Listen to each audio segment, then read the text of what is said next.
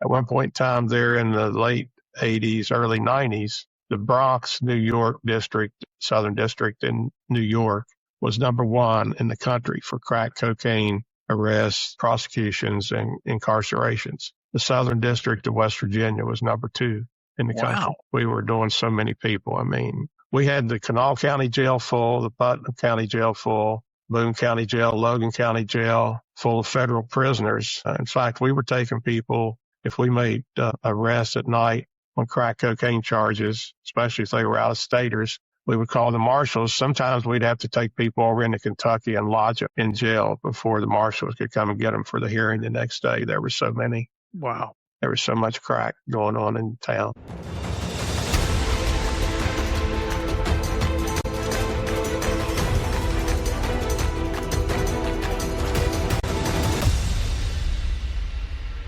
Hey, gang. Welcome back to part 2 of this week's episode of Game of Crimes with Murph in the Morning. My guest this week is a retired Charleston, West Virginia police officer named Terry Sayer. Terry was a 25-year veteran of the Charleston Police Department, spent about 19 of those years working narcotics. This was back in I started in law enforcement in 75. Terry started in 72. So we're going back a ways. But this is when cocaine was really starting to blow up in communities. I'm down in Bluefield, West Virginia, population less than 20,000. Terry's up in Charleston, West Virginia. At that time, population roughly 100,000. But just because these were small communities didn't mean that cocaine still didn't come in and scar our communities. So we're kind of talking about how that all came about. He's got a new book out called Snowstorm. I showed this to you yesterday. There will be a link at the end of the show where you can find this, or you can go to the gameofcrimes.com website. Click on the link there. It'll take you to Amazon where you can order his book. Terry was nice enough to send me an autograph copy. And these are keepsakes for me. You folks can see, I don't know if you can see, but these bookshelves behind me are full of books. I didn't read this much in college, but this book I read in about a total of probably 5 or 6 hours on a plane flying from Orlando up to Washington, D.C. and then back. That's how good a book it is. If you're wondering how drug cases were made by undercover police officers back in the 80s and 90s, before we had all this modern technology that we have out here today, it's right there in the book. So we're going to get into some more of the stuff that he did, but also we're going to get into some of the politics that he ran into during that time. So having said all that, Terry, welcome back to the show, brother. Thank you so much, Steve. Appreciate it. I was thinking about it, Terry. You and I understand each other perfectly. We may have to get an interpreter for some of the folks out there because they might not understand our accents. Well, that can happen. That happens when you go different places, and my accent usually doesn't fit in above the Mason-Dixon line at all. So, well, that's when people tell me I have an accent. I'm like, no, I don't. You have an accent. Yeah, you have the problem. That's it. So let's just kick right back in where we were yesterday. We talked a little bit about informants. So what's a common way that you recruit these informants, and how far can you trust them? Well, to answer the last question first, you can never trust them. There you go. Never, ever, never. I had a couple different informants that probably worked for me for 15 years, but you still can never trust them totally. They always, you had to look at what their motivation was. I found later on, starting out, usually you always ended up with criminal informants. You never got your informers from any place good because you needed somebody who was living in the drug world. So the ones that get paid, the mercenaries, usually turn out to be the best most times. Unfortunately, it's just the nature of the beast, or somebody that's just newly arrested that wants to work their way out of a jam. Those are pretty good sometimes, but you always had to make sure, verify everything they told you was the truth, and just not believe them 100%. Never, ever. Couldn't do it. And what did you find that as these informants are going in initially, your goal is to introduce an undercover police officer so you can cut the informant out? Is that what your goal was? Yeah, that's always your long-term goal if you can achieve it. Sometimes it was harder than others, but it always comes down to the money. The drug dealers will do whatever. They have a product that's useless unless they can turn it into cash. So if you're the guy controlling the money, then they'll meet you eventually and do the deal. Did you ever, working undercover, did you ever walk away from a drug deal? A couple, yeah, a couple. I had a couple guys that several guys that worked for me in the past that would get mad at me because I'd say, that's a robbery. That's not a drug deal. They're just trying to set you up for a robbery. And they'd get mad at me and scream and holler, and we'd have a back and forth. And I'd be like, well, just walk away from them. We're not going to do it. And then 6 months later, we would end up getting the suspect through another person. We'd interview him. We're like, what about that deal you were going to do with those guys in the past? He said, most times they'd say, oh, hell, I was going to rob those guys. I was going to try to take their money. So if it doesn't feel right, and you just don't do it. If you have that sixth sense that tells you that this is a bad deal, this is not a good thing, you're not in control. If you don't feel like you're in control, then you better look over your shoulder. Be looking for some people that you don't see. Words of wisdom there. I mean, from that, ladies and gentlemen, that's from an expert who has 19 years working undercover narcotics.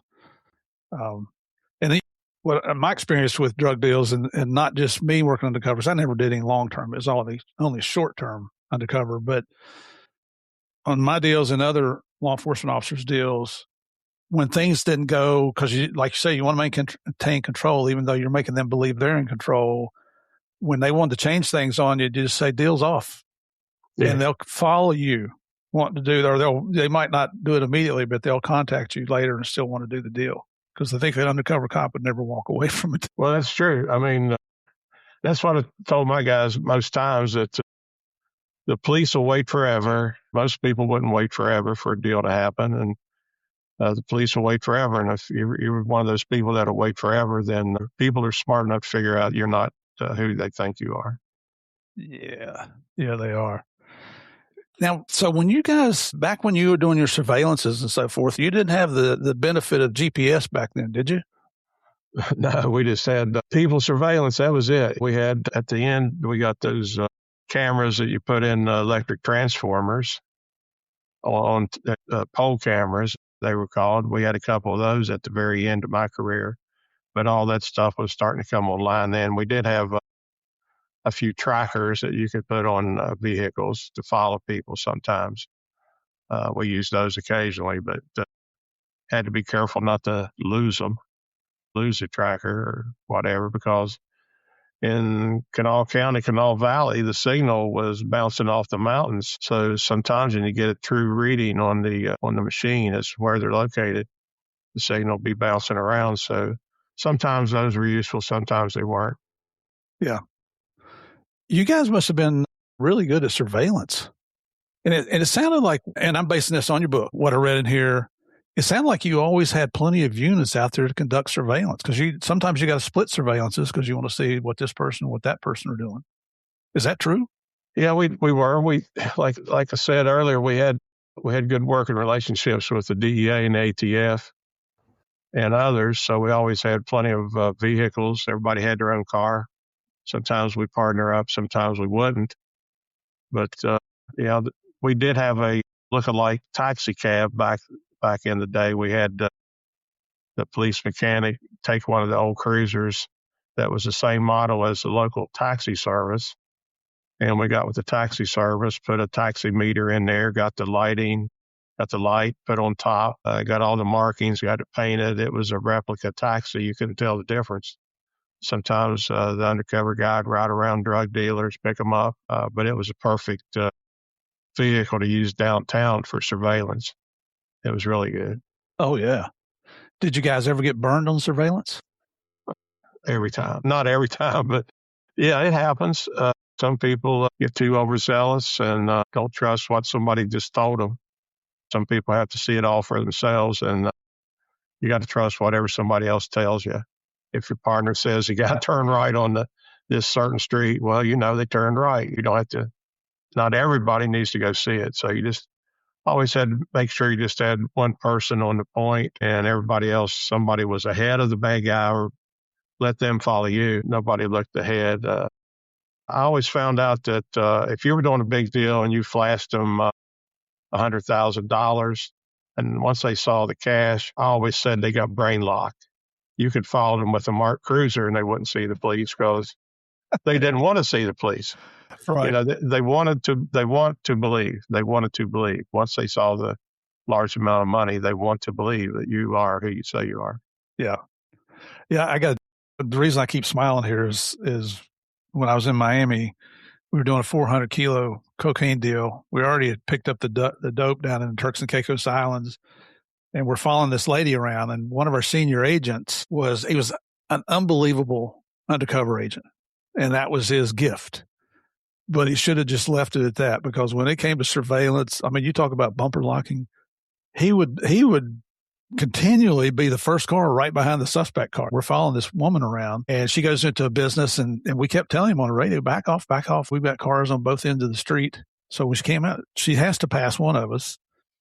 And sure enough, he's like, I'm going to go see what's going on. He drives down the street. Well, she comes out about that time, steps out in front of his car, makes him stop, and then comes up to his driver's window. It's like, I want to know why you're following me and who you are.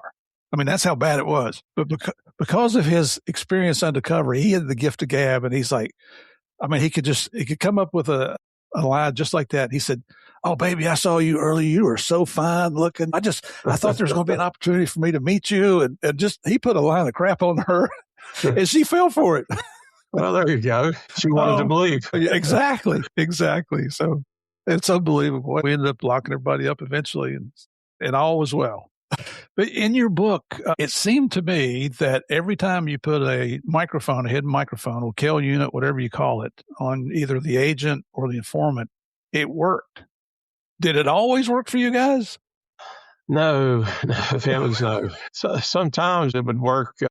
They could be having a conversation about sports, and as soon as the conversation turned to drugs, sometimes the kill unit just go bad.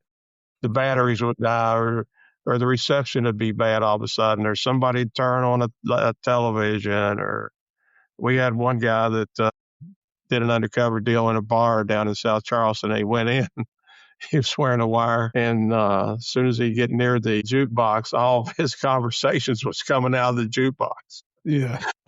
Yeah, that's how crazy it was. And everybody in the bar was looking around trying to figure out where the conversation's coming from. So, did he pick up on that? He picked up on that. He got out of there right away, but it was pretty bizarre because everybody was like, where's that coming from? Where's that conversation? How's that getting in the jukebox? I don't know what the frequency was or how that anomaly happened, but it just happened. It was just one of them crazy evenings. Oh, that's hilarious. I mean, it's hilarious now. Now that nobody got hurt, it was. Absolutely. Oh, my goodness. Well, let's get into something that I try to avoid here on the show, but and that's the topic of politics. And we're not going to talk about politics, ladies and gentlemen. We're going to talk about politicians a little bit, because you had a few challenges there, didn't you? Well, I'll just ask you, did you ever have any dealings with politicians there in Charleston or Kanawha County or the state of West Virginia that involved politicians? Oh, absolutely. We had the prosecuting attorney for Kanawha County that I was a member of the FOP. I was a big supporter. I was a longtime officer in the FOP, and we had a problem with the local prosecutor. We could get somebody for selling heroin, and he'd cut the case down to possession of marijuana. It was selling heroin to having 20 grams of pot or 15 grams of pot or something. So we weren't happy with him, and he made the local newspaper upset. So there was a guy came in from out of state that used to be from Kanawha County, Mike Rourke, and he ran for prosecuting attorney. So we got behind him. We supported him. We were friends with him. We helped him get elected prosecuting attorney. He hired some of the best assistants in his office that we ever worked with. He turned that whole office around.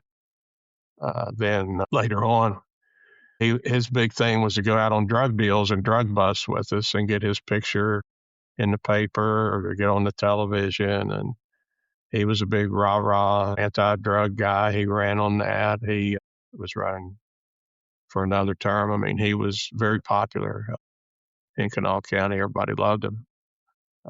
He went out on one drug deal with us where we had busted these two guys from out of state at the local hotel. And they had about a pound of coke, 1,000 Dilaudid pills, and of course they were armed.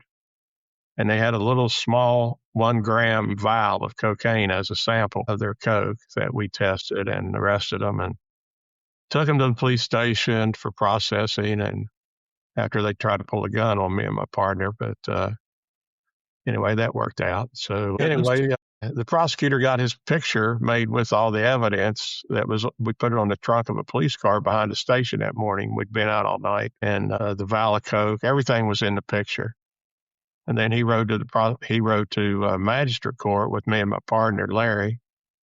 And we got back on the way there. He wanted to see the evidence. We had it in a paper bag, and I handed him the evidence in the back seat, and I could hear the bag rustle, and he got me open. He gave me the bag back later and then locked it in the trunk. We went in for the preliminary hearing. They were held without bond, and then we all went home, took a shower, came back to work later that day to process the evidence, take the state police lab, and lo and behold, the 1 gram vial of cocaine is missing from the bag. So we take the car apart, take the trunk apart, go to the newspaper and get pictures of him with the drugs, the vial of coke's in the picture. So it disappeared somewhere between there and the trunk of our vehicle. So we sat around that evening and commiserated, and finally came to the conclusion that he probably stole that vial of coke from us. That was our first inkling that he was involved in drugs. That's your prosecutor. That was the prosecuting attorney for Kanawha County. Yeah, the one that was one of the best at that time. Yes, sir. That was that was very disappointing. And just being regular cops, we really didn't know what to think. Mm-hmm. What's going on here? Because we saw the other side where he had a lot of assistants that were kicking butt on all our cases and working with us. But people can be 2 or 3 different things to 2 or 3 different people. So he had a problem. And then he ran for mayor later on. He decided to run for mayor of Charleston. So before the election, there was one of my friends was a chief. He got fired. The mayor at that time appointed one of the captains to be the interim chief. They didn't like the prosecutor. They wanted to keep the current mayor. So anyway, they found out about the missing vial of coke, and me and my buddy get called down to the mayor's office, and he just rips us, wanting us to go to magistrate court. This is the afternoon, a Monday afternoon before an election on Tuesday. And he orders us, he tells the interim chief, tell these 2 detectives to go to magistrate court and sign a warrant for the county prosecutor. And I'm like, I'm not signing a warrant for the county prosecutor just on this. So we go back and forth for a couple hours. He's cussing us, and we're, yes, sir, no, sir, 3 bags full. Finally, he just gets up. He says, hey, when I get reelected tomorrow, get elected mayor again tomorrow, I'm firing you 2 guys. We're like, okay. What are you going to say? You can't do anything about it, right? So we go back to office, and we're like, tell the guys there what's going on. Everybody's like, hell, let's get some beer and think it's over. So anyway, that night, somebody stole all the mayor's campaign signs. I don't know who did, but somebody stole all the mayor's campaign signs in the city of Charleston. And he loses the election. So being the typical smart asses that we were at that time, we go by his campaign quarters to see him, see how he's doing. And he didn't like that. He had a few remarks for us, and we had a few remarks for him. But then the prosecutor who we helped get elected, who stole the coke, he's the new mayor. Oh, jeez. So that's just how it happens. And then later on, we end up working the case on him. Jeez. Well, and that's a question I got for you later, but since we're here, I want to ask you, he was eventually indicted federally. Was it 5 felonies and 25 misdemeanors? Yeah, there was a bunch. Yeah, there was a lot of charges. But then when he got his plea agreement, what did he plead guilty to? 2 or 3 misdemeanors. How does that happen? I mean, I know how it happens, but you know how it happens. I mean, they wanted it to go away. I mean, the FBI, that's the only case we ever worked with the FBI was that task force that was set up after after we did the Huntington case down there with the FBI, excuse me, they went to the U.S. Attorney's office and got them geared up on the mayor. Of course, it was put out under the auspices of let's get some people that has money. Let's get some different people. Let's don't get some street people. Let's get some people that have power and influence. So we saw it as an opportunity to get some people we would never have an opportunity to get. They saw it as an opportunity to get the mayor. Of course, they're all going to get promoted and bonuses and all that good stuff, whatever federal agents get for that. And so they used us, we used them, is like the song said, and neither one cared. So anyway, we just, we did our thing, they did their thing, and it all worked out, I guess. So at one point in the book, you talk about receiving what we call a target letter. So would you mind explaining, just give us the Reader's Digest version of what a targeting letter is and why you got one? Yeah, absolutely. In the middle of all this, the new sheriff, the sheriff of the county, was accused of doing some drugs too. So he was smarter than the mayor. He goes and gets him a lawyer and cuts a deal. He gets immunity. So he or she gets immunity. I'll just put it that way. And then so he goes to see the FBI and they debrief him, take a statement, and one of the DEA guys is there for the statement. So when Jerry Reinhardt calls me one day, says, "Hey, come over to the office." I go over there, and then he said, "Here's a statement of the sheriff." And I'm like, "Okay, well, how'd you get that?" "Well, he cut a deal." We're like, we don't like him, but what are you going to do about it? You just say, "Okay, we'll go along with it." So I go back, create a file, put that in there, and the current mayor's chief calls me and says, "I want a copy of that." So anyway, sends a guy up, gets a copy of it. Next thing you know, it makes it to the newspaper. And of course, one of the guys that works that task force and myself get target letters to try to find out what happened to how they got to the newspaper. And what is a target letter? It just basically says you're the subject of an investigation by the federal government, the U.S. Attorney's Office. They actually brought in a lawyer from Maine Justice to do this because we worked with everybody in their office. Right. So they brought a different lawyer in from that. So me and my partner go get lawyers and end up at the U.S. Attorney's Office being interviewed by this person from Maine Justice about what happened to the interview. It wasn't 6E grand jury material. It was a report of investigation. So anyway, we have a couple meetings over there. They threaten to put us in jail if we don't tell them this or that. And we're like, well, you give us total immunity, we'll tell you everything. And it went back and forth 2 or 3 times. And then finally, it just went away.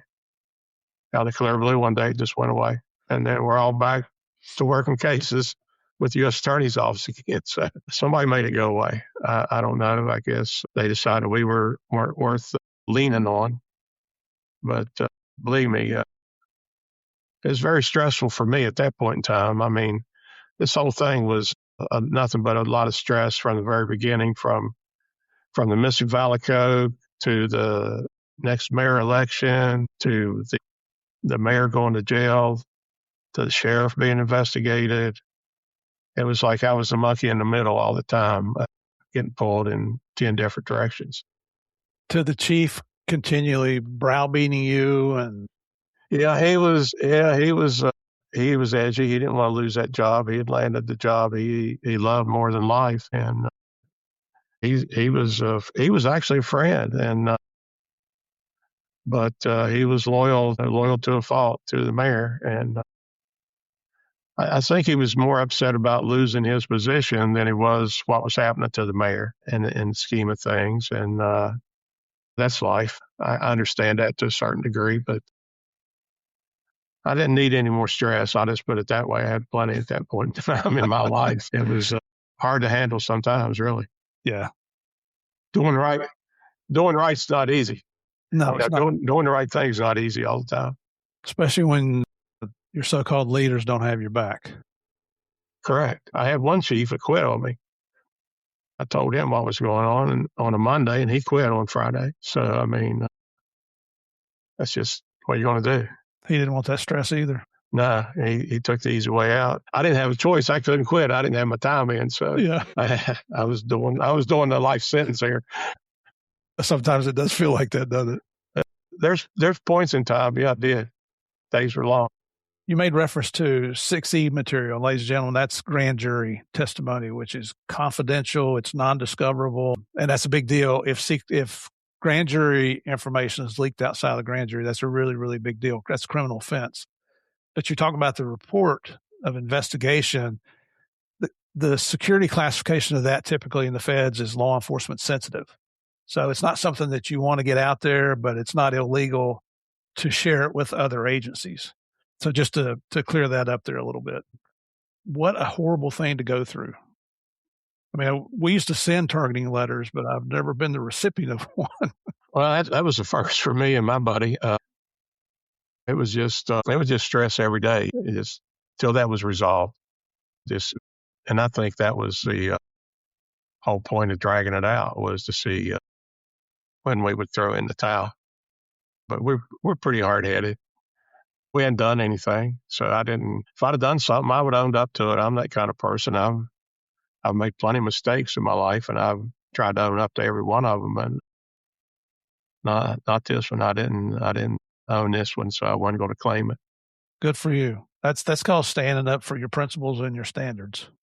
Yeah, you have to sometimes, especially if you don't have anybody else that's going to do it. Yeah, with you. And there's that word. What's that word? Integrity. Yeah. Yeah, that's that word. Sometimes it's tough. You don't get any more pay for it. Yeah. Now, you mentioned earlier that the violence in Charleston really escalated when crack cocaine came on the scene. Were you guys prosecuting a lot of cases federally under those guidelines? I tell you, we were prosecuting all the crack cases in federal court. Mike Carey was the U.S. attorney. He's probably one of the best that I ever worked with. He had some great assistants over there. Nancy Hill, she's deceased now, but she was great. Jack Kessler, Kurt Bramfus, all Mike Callahan, all those people were really great. But yeah, he agreed to take all of our crack cases. And at one point in time, I know you might find this hard to believe, but this is the truth. At one point in time there in the late 80s, early 90s, the Bronx, New York district, Southern District in New York, was number one in the country for crack cocaine arrests, prosecutions, and incarcerations. The Southern District of West Virginia was number two in the country. We were doing so many people. I mean, we had the Kanawha County Jail full, the Putnam County Jail full, Boone County Jail, Logan County Jail full of federal prisoners. In fact, we were taking people, if we made arrests at night on crack cocaine charges, especially if they were out-of-staters, we would call the marshals. Sometimes we'd have to take people over into Kentucky and lodge them in jail before the marshals could come and get them for the hearing the next day. There were so many. Wow. There was so much crack going on in town. And that's not a convenient drive, is it? No. Me and my partner took two guys from New York to the Logan County Jail one Friday night. And I think there were three of them. We had them in the paddy wagon. And Charleston had two paddy wagons, so we took one of them. And we were talking on the way down. If they knew where they were going to the Logan County Jail, we'd have had to kill them to get them in that wagon. Yeah. Because that is definitely a change of culture from New York City to the Logan County Jail, believe me. It's a change of culture for me being from Charleston going to the Logan County Jail. And these guys didn't know what they were in for. That's when I was a railroad cop, when the coal miners would go on strike, the coal mine owners had contracts and the railroad had to honor the contracts to pull coal. And so they'd send, I don't know, back then I think we had 600 railroad police around the country. So they'd take 100 of us and send us down there. And man, honestly, it was like going back in time. Sure. So was there ever a point in your career where you felt like, I mean, you've seen so much, everything from street dealers to victims of overdoses to politicians just looking out for themselves and violating the law. Did you ever have that feeling that maybe just this war on drugs is lost? There's no way we could ever win this?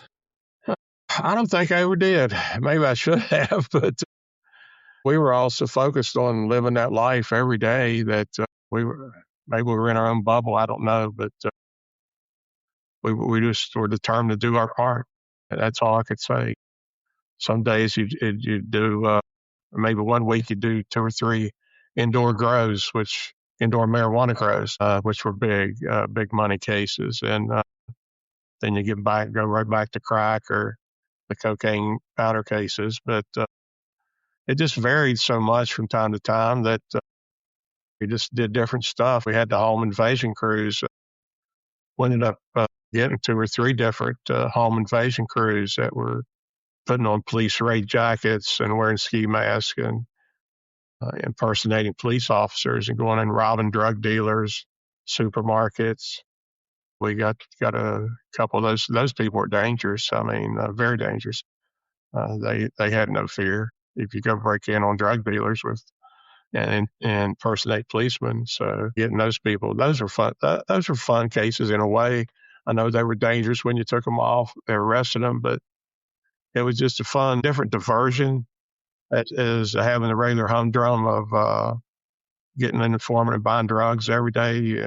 Investigate these guys was just a different thing. So we look forward to that type of stuff, really. Yeah. Well, that's called professionalism. I mean, you took an oath to try to protect and defend the citizens of the United States, and especially your community. And yeah, it's easy to get to feeling sorry for yourself, and whether people call it burnout or whatever you call it. But then something for me personally, it only happened once. And then you see that I was in Colombia and you saw some of your colleagues come back in body bags, and it brings you back to reality. And honestly, we used to, you know how police humor can get a little dark at times. We used to say we had the best job security in the world. Still do. We didn't have a lot of people volunteering to work drug cases. So I guess that's why I ended up there so long, because we never had a plethora of people wanting to come there because of the inherent danger. Sometimes I know sometimes, unfortunately, the chief of police would give you what I'd say he'd give you somebody. It'd be one of his drinking buddies or one of his friends of a friend that thought they'd want to come work drugs, thought it'd be glamorous, and it didn't turn out to be what they thought it would be. The first guy that one of the chiefs gave me, well, we put him undercover the first week, and a guy pulled a gun, tried to shoot him in the head. That was on Friday. So he comes in on Monday. He said, Terry, I don't think this is for me up here. He said, you guys are going to get hurt. He said, somebody can get hurt up here.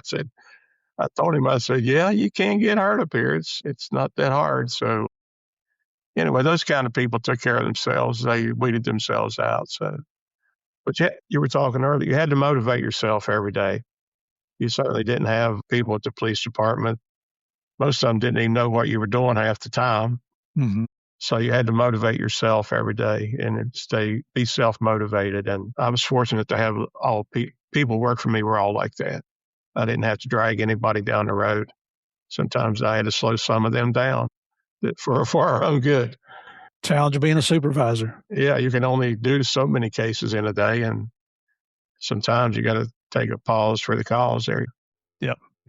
Did you ever have a particular case that you feel like changed you, that just impacted you to the point where it's like, wow?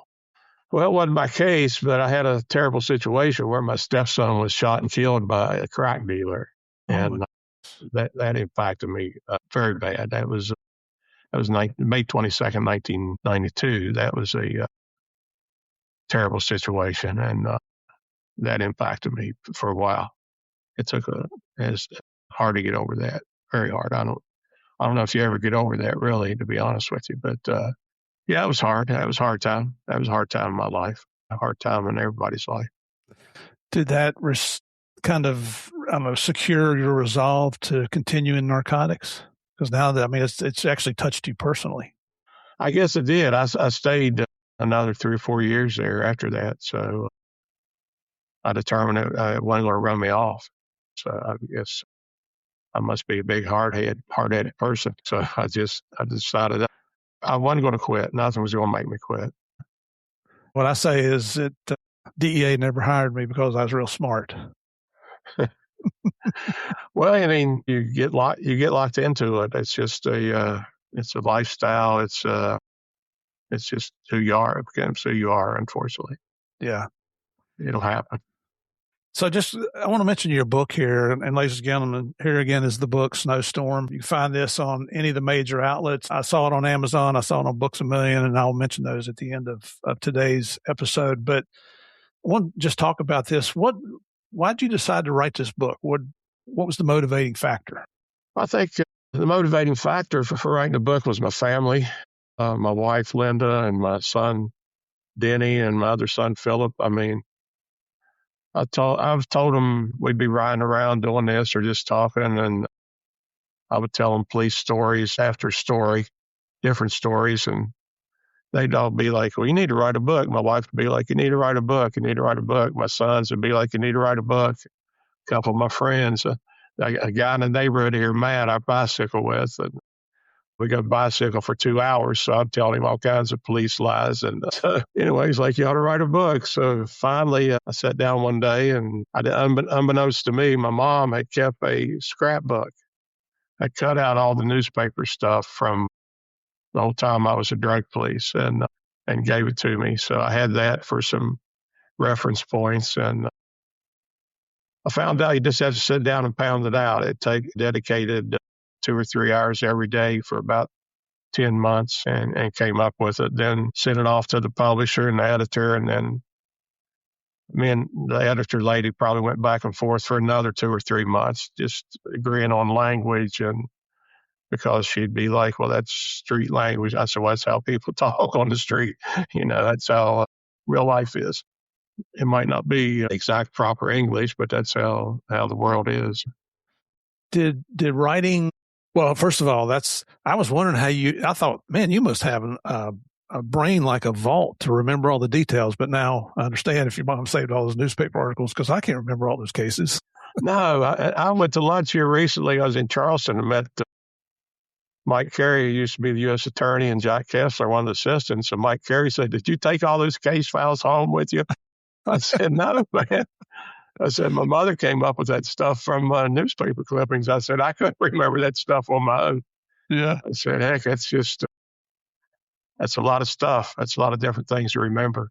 It is. But it would just trigger things and bring things back to my memory. So, well, did it bring back any memories that you'd rather have forgotten? I think it helped me get rid of a lot of things I wanted to forget, really. Excellent. I went through a period of, when we moved down here, of having some PTSD type dreams, and I don't have those anymore. So it's helped me a lot. I think it helped me getting it out of my system and putting it in writing. I think that really helped me a lot. At least I think it did. I'm not a psychiatrist, but I feel better. Well, yeah, you know what goes on in your brain, and it sounds like it was the right thing to do. Yeah. What is it that you hope people take away from reading your book?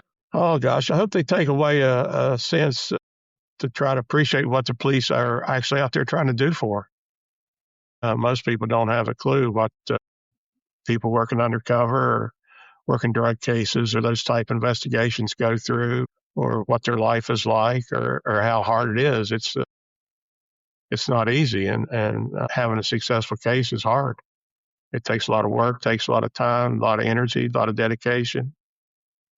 There's a lot of surveillance that goes into things, and sometimes it's mundane, boring stuff that you do. It's not all the, I want to go buy a kilo of Coke today off of Billy Bob. If you get to there's a lot went into it before you got to that point in time. Right. All right. And I highly recommend you folks try out that book. It's Snowstorm, and we'll talk about it here at the end. Just to lighten things up here a little bit, Terry, I mentioned to you we've got a section that I've started here in the last several episodes called Rapid Fire. And this came from a avid follower of the Game of Crimes, especially over on the Patreon channel, Rick Jacobson. So I'd like to give Rick a shout out for this. We call him Rapid Fire Rick because I have a Patreon channel, which is patreon.com/Game of Crimes, everybody. But one of the things that I do is the Q&A section every month. And well, I haven't gotten that one out. I'm way behind on it right now, but Rick always takes the time to send me good questions, and then he includes a rapid fire section. So I've incorporated into the regular Game of Crimes. So these are designed to be one word or just short answers. Okay. First up, what's your favorite patrol car? Dodge 440. Nice. Real nice. We never had those. How about most reliable firearm? 6-hour 9mm. I'm with you. Best undercover vehicle? Ford pickup truck. Yep. Like that. Worst undercover disguise? Poodle perm haircut.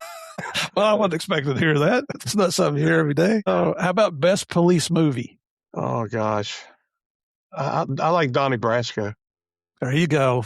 Joe Pistone. I like it. He's a legend and a hero. How about the worst police movie? One where nobody goes to jail. Go. One criminal you underestimated? Some kid selling pot. Most valuable police skill? Relatability. Best surveillance snack? Not beer. Cheetos. Your most embarrassing undercover moment? Oh, gosh. Getting the nickname Fat Mexican. Okay. All right.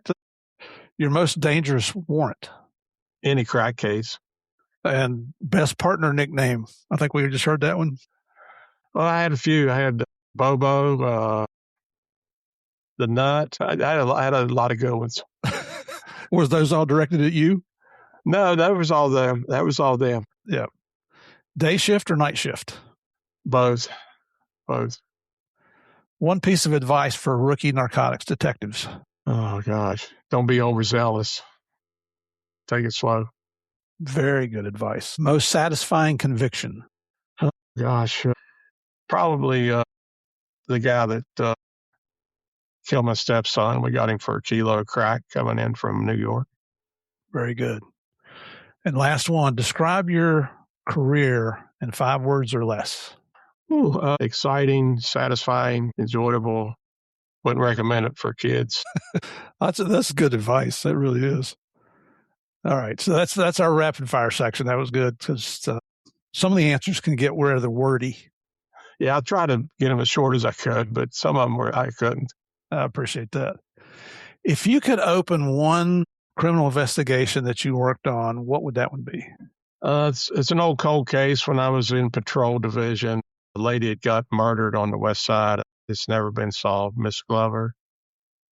I think she was killed by 2 or 3 junkies back in the early 70s, and that case has never been solved. That was a very brutal murder. I'd like to see that case solved, but I don't think it ever will. Yeah.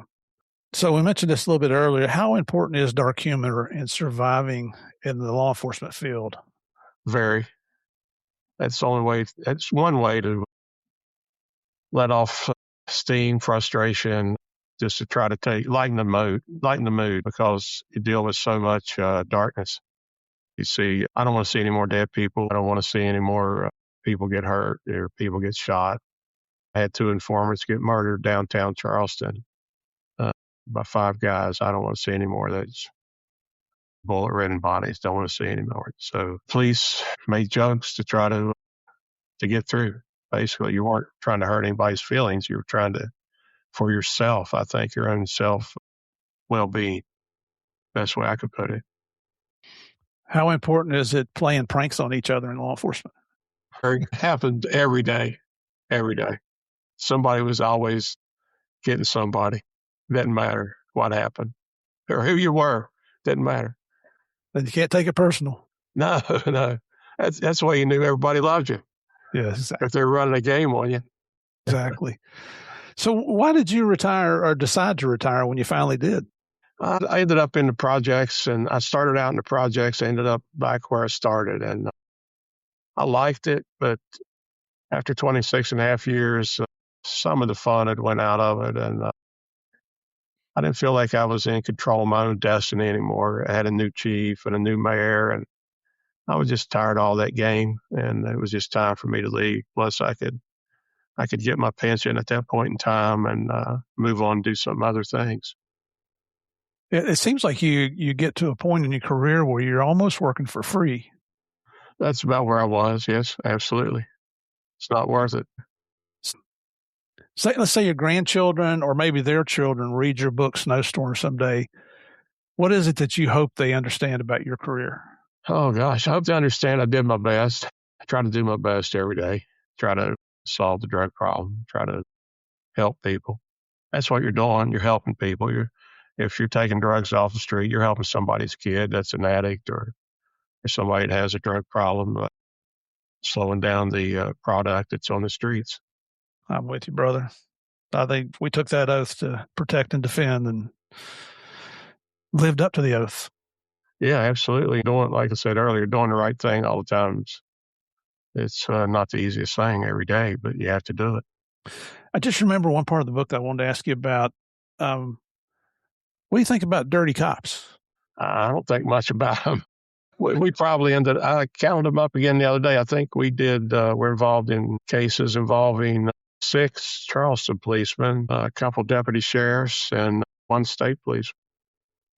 So, I mean, there was probably involved around 10 or 12 cops. We did a lot of cases, not a lot, but if they run out in front of you, what are you going to do? If, most of them we weren't out looking for them, but don't get involved in the drug business and expect us to look the other way. Right. So, I mean, there were some, they were just tangentially involved in cases we were working, and that was their problem. That's the way I always looked at it. It was their problem. Usually offered them a deal to resign and agree not to be the police anymore, and you won't go to jail. But unfortunately, the ones I dealt with usually were too hard-headed to take that deal and ended up in jail of their own making. I mean, they could have walked away. So I don't know what to say about them. I really don't think about them. They were just, they weren't meant to have the job to start with.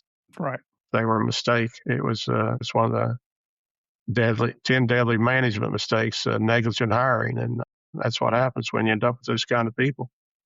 They weren't properly vetted. Yeah. I'm of the opinion that you drop everything and go after the dirty cop because they make us all look bad. People stereotypes cops to start with. You do. Every profession has bad apples, and when it's a police officer, it taints the entire police profession. So I'm fine with dropping everything, going after them, and put them under the jail, not in the jail.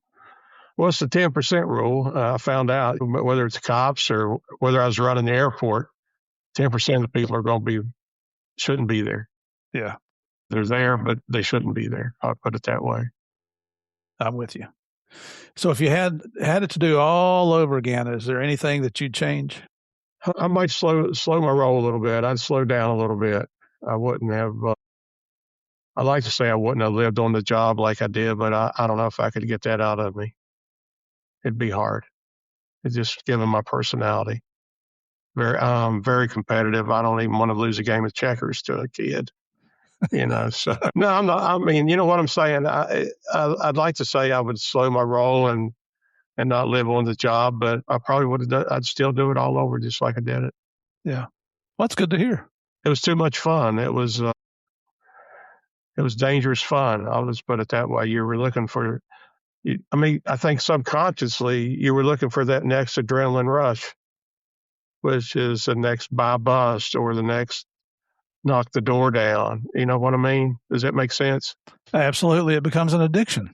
You can't beat that excitement, that moment, that, I don't know, 30 seconds or whatever you want to call it. It's just what it is. Right. I know it's a lot of friends when you talk to them and they say, why'd you do this? Why'd you do that? Because it was exciting. And they're like, but they've got guns. They're shooting at you. And I said, I know until you've lived it, you don't understand it. I'm sure it's the same with our military professionals that are out there. Why do they continue to re-up and put themselves in harm's way? It's a little bit different in law enforcement because I interviewed an operator, former Navy SEAL recently. His episode will be out in, let's see, yeah, it comes out next week, as a matter of fact, Kevin Kent. Oh, and I'm sorry, yours comes out. By the time yours comes out, it will have already been out. But Kevin talked about how, yeah, it's dangerous being in the SEALs, but you train for months and years at a time, and then you deploy for 3 months to 6 months. And then it is during that deployment, it's life or death every day. But then you come back and you train again. And he was comparing that to law enforcement, where in law enforcement, you're out there every day dealing with it. And let me tell you, ladies and gentlemen, I'm not putting our military operators, our people that protect our country down at all. I'm so proud of everything that they do. Just trying to compare that to law enforcement. I read a study, Terry, that you may be familiar with recently, where it talked about the number of traumatic events the normal person in the United States goes through in a lifetime. And the typical person will go through between 4 and 6 traumatic events. But when you look at law enforcement, first responders, and it did not have a classification for military in there, but law enforcement and first responders, their number falls between 400 and 600 traumatic events in a lifetime. So that's why, and while I've said that before on here, I'm not throwing it out as a badge of honor. I'm just saying that until you've gone through this, just like what Terry just told you, it's hard to understand why people would commit to do this job every day when they know they could be seriously injured or killed. One thing I've thought about since being out of that game is maybe you shouldn't be allowed to be a policeman until you're almost 30 years old, to where you're a little more mature, to where you don't see all that bad that you see in your early 20s that's going to affect you later on. Does that make sense? You understand what I'm saying? To where it kind of, you're more of a mature person as opposed to a young kid seeing all that noise, as I would call it. Yeah, I'm not sure that you could get older people whose frontal lobe has completely developed to do some of the things. Well, that's true. That's a good point. Like one of the old guys told me, you need to get up front on this search work because you young guys will heal a little quicker. Yeah. I mean, as I got older and you start taking the promotions and the advancement, and you're looking at the guys going out and you're getting on up there in the age, you're thinking this what they're doing is a young man's game. You're right. So let's see here. I'm going to let you go here in just a second, Terry, but I ask this of every guest I have on here, and I do it because you have the experience and the wisdom and the expertise. So do you have any words of advice or wisdom for anyone that's considering a job in law enforcement, in the military, or maybe any high-risk occupation? Yeah, just make sure that's what you want to do. And if you're going to do it, then you just need to totally dedicate yourself to doing it and go all in. If you don't go all in, that's when you're going to get hurt. You just have to train and make sure you're totally prepared for every situation to where you're going to react in the right way and do the right thing. Without the training, you're not going to. I just thought of this question, but were you ever called a public servant? Not that I can recall. I was called a lot of things, but not that. I've been left by some of the best. Yeah. Yeah. And I still get it here on the podcast. Love you folks out there. But as a career police officer, that's what you were as a public servant, right? Sure. And I think this is Murph's opinion, everybody. And you've heard, the longtime listeners have heard this before, but I wear that as a badge of honor because in my book, the fact that you chose to serve your fellow man, there is no higher calling than that you're willing to risk your own safety and potentially your life for people you don't even know, for people who want to defund you, who hate you because you represent authority in law enforcement.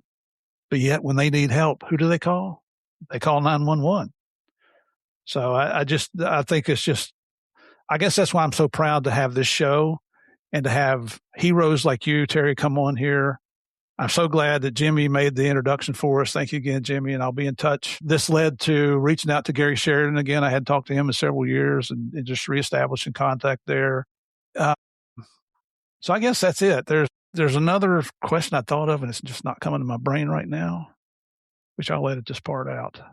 Well, before I let you go, Terry, is there anything that you want to talk about that I haven't brought up? Not that I can think of. I want to thank you for having me on your program here. I appreciate it very much. And like you said, I was glad to hear from Jimmy Balcom and hope to hear from Gary Sheridan sometime in the future. But I still have a great relationship with all the guys I used to work with, and I wouldn't trade that for anything, really. It's been great. I appreciate you. No, thank you very much, sir. And it's truly an honor to have you in here on the show. I think that's one of the side benefits of law enforcement when you retire is you still you don't miss the aggravation. You do miss parts of the job, but you really miss the camaraderie that goes along with it. Yeah, that's one thing. Like you mentioned earlier, I had 2 or 3 jobs after I left the police department, and every one of them I tried to create that same camaraderie that I had as a police officer, and you can't do it because you're not taking a chance on getting killed with those people at the airport or the tax department or wherever you work. You don't have that bond that you have with cops. Right. And then you just jogged my memory. I was trying to think of a question, everybody. I forgot. What are you doing now in retirement?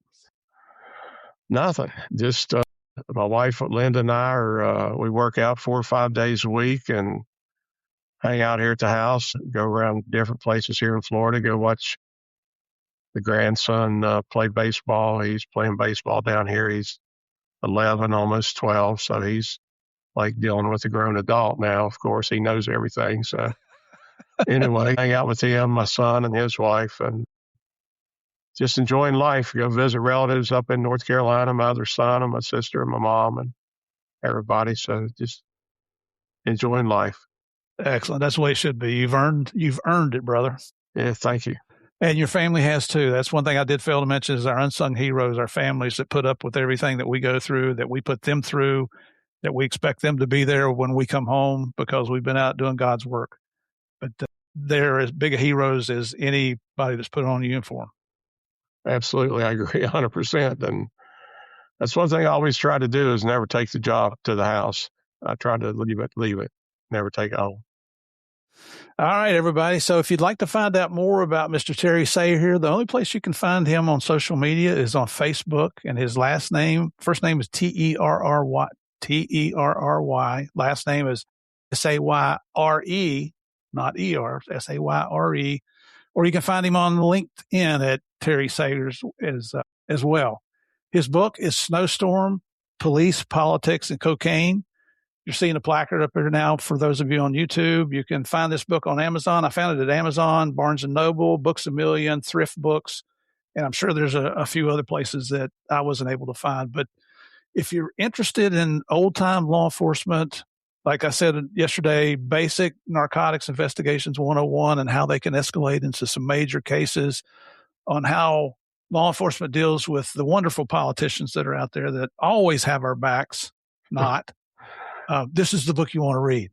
It's one of those when you pick it up, and I say this about every book I read, it seems like, but it's hard to put down once you start. So thank you so much for continuing to come back to the Game of Crimes every week. I know I couldn't do any of this without your support. I do appreciate it. I don't understand you. I don't understand why you come back, but I believe it's because you enjoy playing the biggest, the baddest, the most dangerous game of all. And what's that? That's our Game of Crimes. God bless you all. I'll see you next week.